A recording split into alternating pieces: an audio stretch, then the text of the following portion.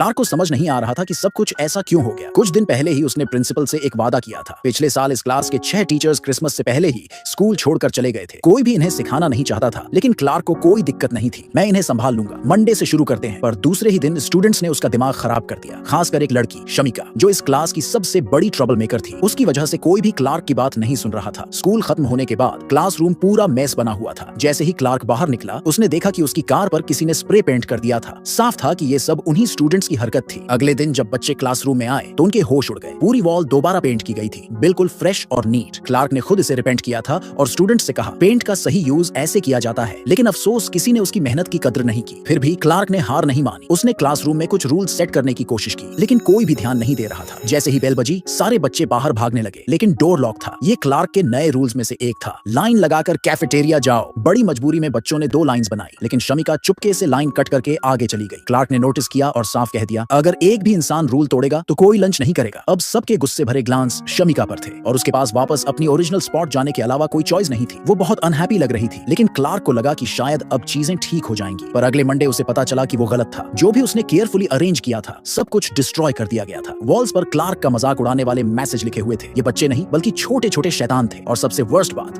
किसी ने अपनी मिस्टेक नहीं मानी। शमिका तो बड़े कूल अंदाज में पीछे मुड़ी और अपने फ्रेंड से चैट करने लगी, जैसे कुछ हुआ ही ना हो। अब क्लार्क से कंट्रोल नहीं हुआ। Can I talk to you? Not double, Dad. Another check. Look at me.